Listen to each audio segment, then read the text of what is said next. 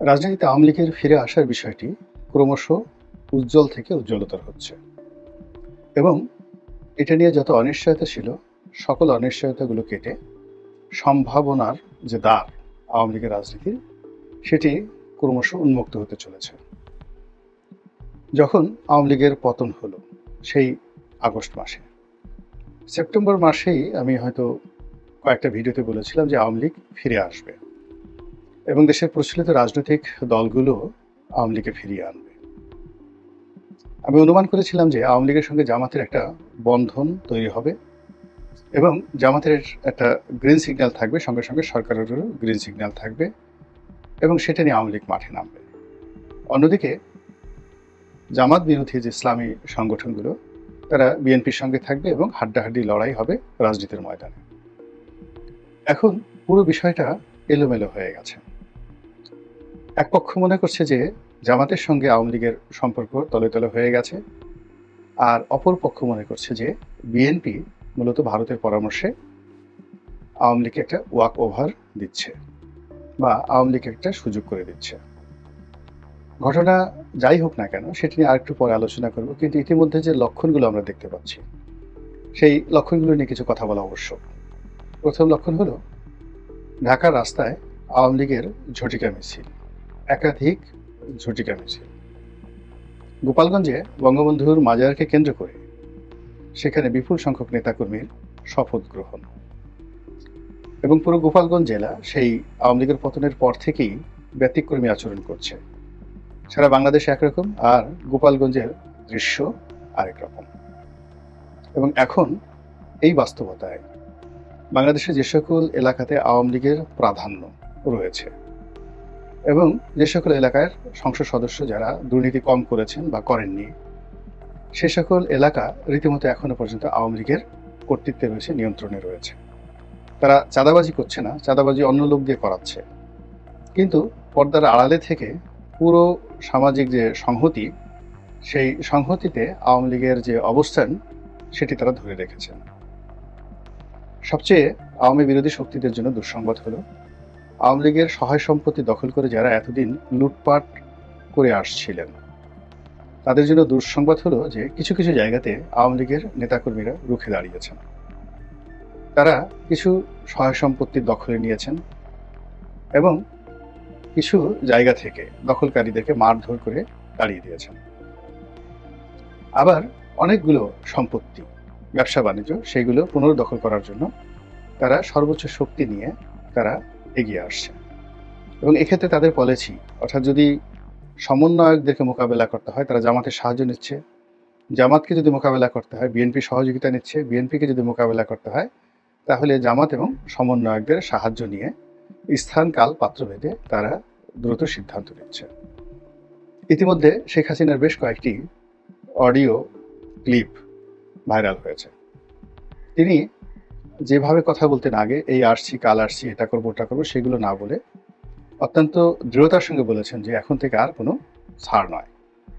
যদি ডান গালে কেউ একটি থাপ্পড় মারে, বাম গাল এগিয়ে না দিয়ে যেভাবে থাপ্পড় দিয়েছে ওইভাবে সজোরে প্রতিপক্ষের গালে থাপ্পড় মারতে হবে। এখন এই থাপ্পড় কিভাবে মারবে সেটা ওই স্থানীয় আওয়ামী লীগ নেতাকর্মীদের দায়িত্ব এবং কর্তব্য। নির্যাতিত হয়ে কান্নাকাটি করা যাবে না, নির্যাতিত হয়ে পালিয়ে যাওয়া যাবে না এবং নির্যাতিত হয়ে কোনো অবস্থাতে পিছু টান দেওয়া যাবে না, রুখে দাঁড়াতে হবে। এখন শেখ হাসিনা সেই কথা বলার পর মাঠের যে রাজনীতি, সেই রাজনীতিতে কিছুটা হলেও গুণগত পরিবর্তন এসেছে।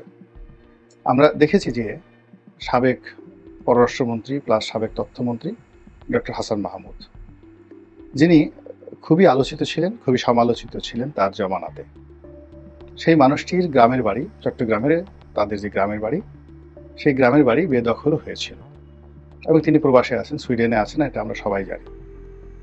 তো তার সেই বাড়িতে হঠাৎ করে দেখা গেল যে তার নিজস্ব লোকজন সেখানে বসবাস শুরু করেছেন এবং সেই দৃশ্য ধারণ করার জন্য স্থানীয় কিছু সাংবাদিক যখন ক্যামেরা নিয়ে সেখানে উপস্থিত, অমনি সেই বাড়িতে যারা বসবাসরত লোকজন তারা সেই সাংবাদিকদের উপরে রীতিমতো ঝাঁপিয়ে পড়লো, ক্যামেরা ভাঙচুর করলো এবং তাদেরকে সেখান থেকে তাড়িয়ে দিল। এরকম একটা ভিডিও ফুটেজ রীতিমতো ভাইরাল হয়ে পড়েছে।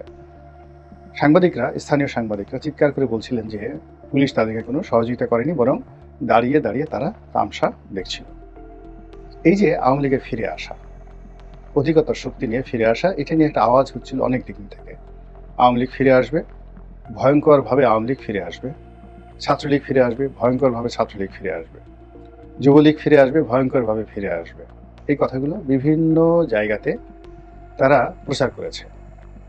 কখনো কখনো যে কোনো রেল স্টেশন, কখনো কখনো কোনো মসজিদ, কোনো সরকারি দপ্তর, এমনকি ব্যাংক বিমার যে অফিসগুলোর যে সাইনবোর্ড থাকে, সেই সাইনবোর্ডে, ডিজিটাল সাইনবোর্ডে হঠাৎ করে এই শব্দগুলো ভেসে উঠত। ছাত্রলীগ ফিরে আসছে আগের চেয়ে শক্তিশালী হয়ে, আরো ভয়ঙ্করভাবে। এখন তার কিছু নমুনা এই সাম্প্রতিক সময় দেখা দিয়েছে। কারণটা কি? এই কারণের পেছনে আপনি 100টি কারণ বলতে পারবেন। প্রথম কারণ হিসেবে বলা যেতে পারে বর্তমান অন্তর্বর্তীকালীন সরকারের যে ব্যর্থতা, এটি ক্রমশ মানুষের সহ্যের সীমা ছাড়িয়ে যাচ্ছে। 2 নম্বর হলো সরকার যা কিছু করার চেষ্টা করছে সবই লোক দেখানো, মানুষজন বিশ্বাস করছে না, এবং তাদের কর্মকাণ্ড, কথাবার্তা সবকিছুর মধ্যেই কাজের চাইতে নাটক বেশি। আমরা যে কথাগুলো বলি, নাটক কম করো প্রিয়। এর ফলে মানুষের মুখ দিয়ে বের হয়ে যাচ্ছে আগেই ভালো ছিলাম। এখন এটা আপনি বন্ধ করতে পারেন, অত্যাচার করতে পারেন, জুলুম করতে পারেন, কিন্তু ব্যাপারটা হলো মানুষের মুখ তো আপনি বন্ধ করতে পারবেন না। সে মানুষের মুখ থেকে July, August, September, October, November, অর্থাৎ 2024 সালের নভেম্বর থেকেই মানুষের মুখ থেকে বের হয়ে যাচ্ছে যে আগেই ভালো ছিলাম।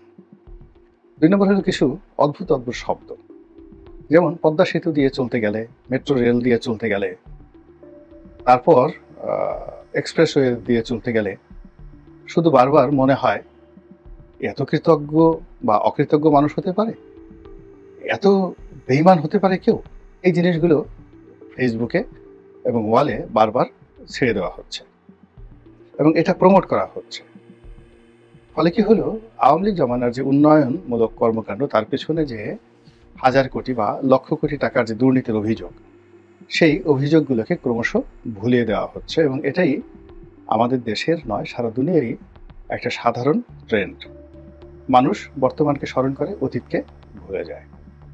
দ্বিতীয় যে সমস্যা, সেটি হলো রাজনীতিতে এমন কিছু মেরুকরণ হচ্ছে যেগুলো জুলাই আগস্ট বিপ্লবের পরে কল্পনা করা যায়।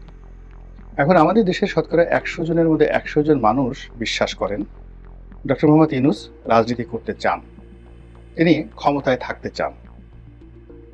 তাকে ক্ষমতায় রাখার জন্য নানা রকম কৌশল অবলম্বন করা হচ্ছে, এবং ছাত্রদের যে নাগরিক পার্টি করা হয়েছে, যেটিকে কিংস পার্টি বলা হয়, এই কিংস পার্টি সহ আরও একাধিক পার্টি তৈরি হচ্ছে এবং হওয়ার প্রক্রিয়াতে রয়েছে। এই সকল পার্টির যিনি প্রধান, তিনি ডক্টর মোহাম্মদ ইউনূস। এটি জনগণ স্বাভাবিকভাবে নিতে পারছেন না, একটা অংশ। আরেকটি অংশ মনে করছেন যে আওয়ামী লীগ, বিএনপি, ধানের শীষ, নৌকা, মানে একই। তারা আরো বাজে কথা বলছে, যেটা আমি বলতে পারবো না, আরো বাজে কথা বলছে। তারা সজীব ওয়াজেদ জয় বা তারেক রহমান সাহেব যিনি আর রয়েছেন, এদের দুজনের মধ্যে কোনো মৌলিক পার্থক্য তারা দেখতে পান না।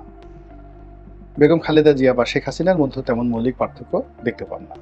সেই তুলনায় ডক্টর মোহাম্মদ ইউনূস তাদের কাছে দেবদূত, তাদের কাছে ত্রাণকর্তা, তাদের কাছে মহামানব।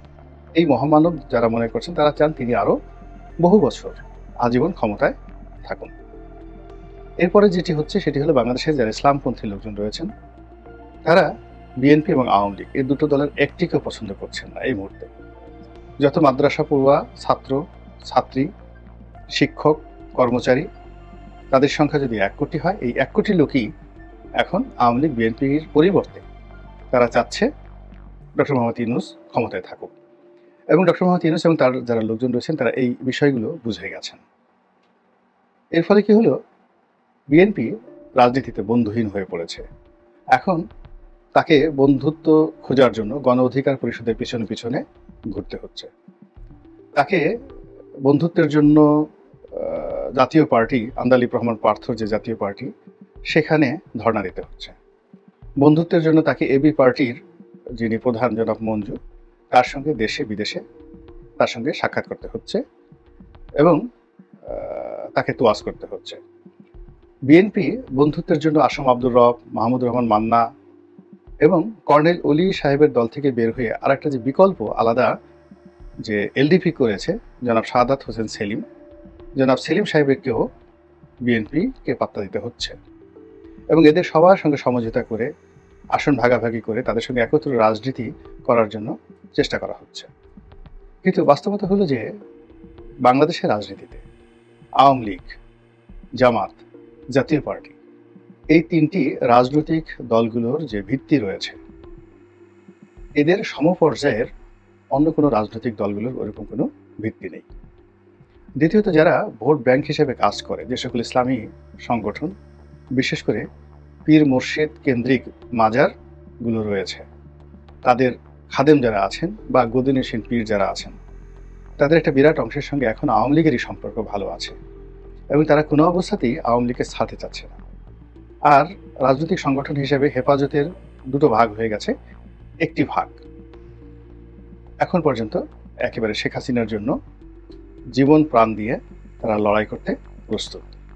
আর অপর অংশটি যারা শেখ হাসিনা বিরোধী, তারা ডক্টর মোহাম্মদ ইউনূসের সহযোগিতা পাচ্ছেন না, বিএনপির ডাক পাচ্ছেন না, এমনকি অন্যান্য ছোট ছোট যারা পার্টি তাদেরও ডাক পাচ্ছেন, অথচ সংগঠন হিসেবে এরা যথেষ্ট শক্তিশালী। অন্যদিকে আওয়ামী লীগের দীর্ঘদিনের পুরনো বন্ধু কমিউনিস্ট পার্টি, জাসদ বাসদ যে নামে থাকুক না কেন, তারা সবাই মনে প্রাণে দিল্লিমুখী হয়ে আছে, এতে কোনো সন্দেহ নেই। প্রথম আলো, ডেইলি স্টারের মতো বাংলাদেশের যে সকল পত্রপত্রিকা যাদের সঙ্গে শেখ হাসিনার ব্যক্তিগত সম্পর্ক খুব খারাপ ছিল, কিন্তু এই দুটো পত্রিকা সবসময় দিল্লির যে পলিটিক্যাল পলিসি বা পলিটিক্যাল থিওলজি এই বিষয়গুলো তারা ধারণ করে।